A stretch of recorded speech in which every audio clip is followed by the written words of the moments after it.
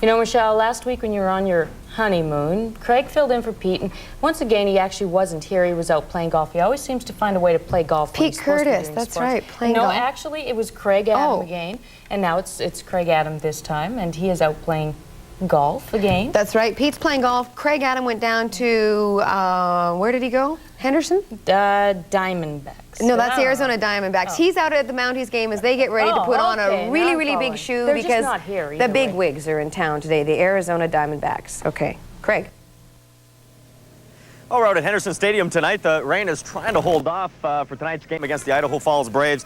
Mounties putting the final touches on before they put on a show for the Arizona Diamondbacks brass.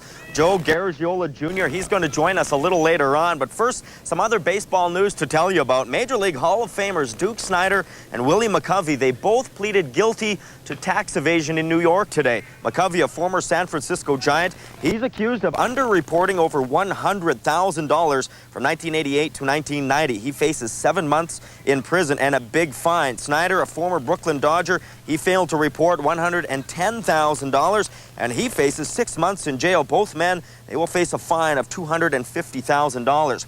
As for the Mounties, if Mark Campbell can turn off the tap for the rain tonight, they'll resume their series with the Braves. 7:05 is the first pitch. The M's won last night's game 9-7. Also in about 15 minutes, the M's are holding a press conference with Joe Garagiola Jr. He's the general manager of the Major League expansion Arizona Diamondbacks. The Backs searching for a team to place their top rookies in next season, and the Mounties are a definite possibility.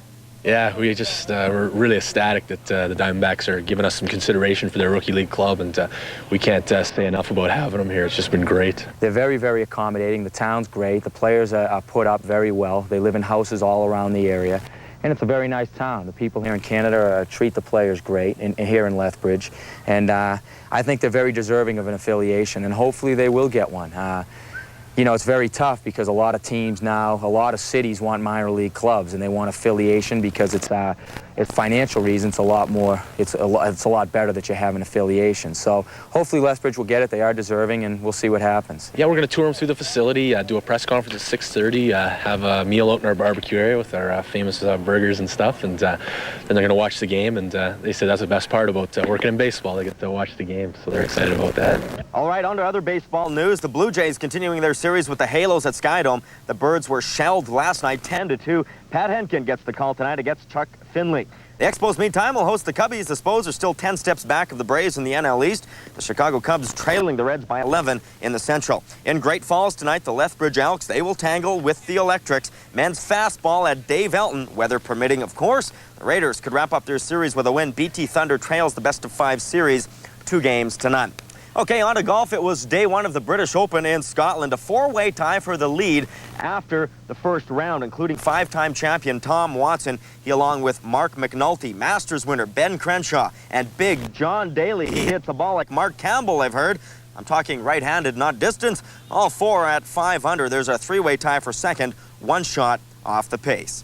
Round two of the Alberta Amateurs up in Silver Springs. Defending champ Bill Curtis was in fine form yesterday. Again, he leads the charge. 2 shots better than Frank Van Dornick and John Saunders, who are at 4 under. Locally, Jamie Friel of the Country Club shot a 74 today to sit at 4 over. James Tollestrup of Paradise fired a 71. He sits at 6 over. Jim Roth of Lando, 73. He's at 9 over. Mike Dirksen of Henderson, Jeff Smith of Paradise, and Trevor Tawaddick of Crow's Nest Pass are back in the pack. In Sundre at the Alberta Junior Men's Team Trials, Danny Saul of the Colonial Club in Edmonton, he leads after 5 rounds. He shot a 71 today. He's 6 shots better than Chris Brugenkate of Calgary. Ryan Coburn of Paradise, he didn't have a good day, carding a 91. He's at a 393 total. Wes Widmer of Henderson Lake, he shot well at 73. At the Tony Cervello Senior Open in Fernie today, 55 to 59 age category, Ken Johnson of Creston, he wins with a 72. 60 to 64, John Robb of Fernie with a 75. 65 to 69, Fred Ashworth of Mountainside, the winner with a 76. In the 70 to 74, Ken Gordon of Mountainside, a 79. And Fenton Webster of Cardston won the 75 and over with an 81.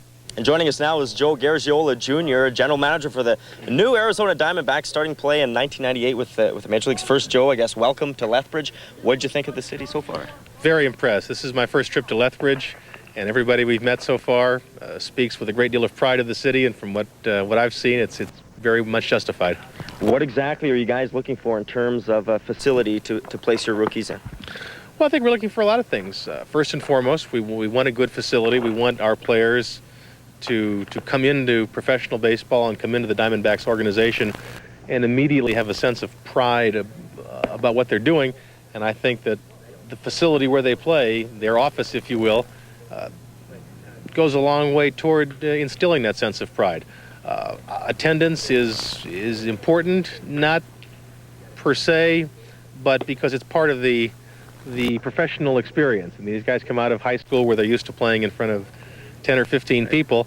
It's important for them as they make the transition now into professional baseball that they get a feel for what it's like to play every day, to play under the lights, to play in front of a lot of people, to hear booing when they strike out, because that's part of being a professional baseball player. And the community itself is important. We want a nice, safe place for our players because they're going to be living here. Many of them the first time they've ever lived away from home. So those are all the elements that we're looking for. We want a place that we can be proud of, and in turn we'll feel a sense of pride through their affiliation with the Diamondbacks, because we're going to be a classy organization. The Mounties obviously excited that you guys are here in Lethbridge.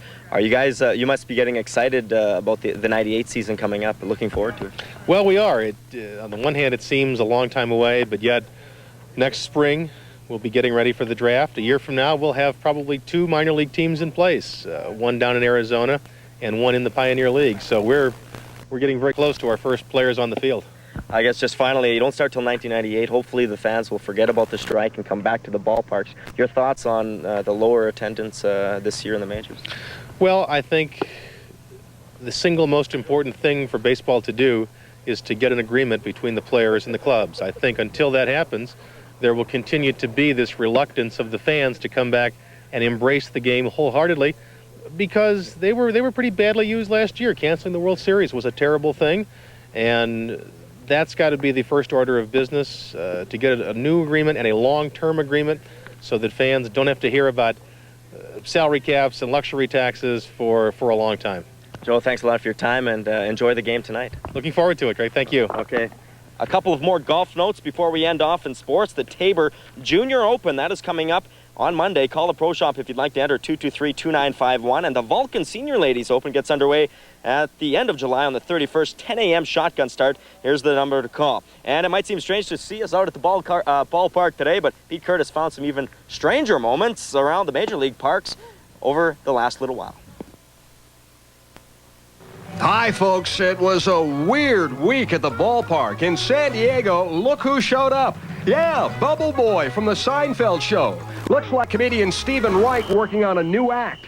In Atlanta, the chicken was skinned alive. We've had naked people on the Curtis Awards, but never a naked chicken. Some more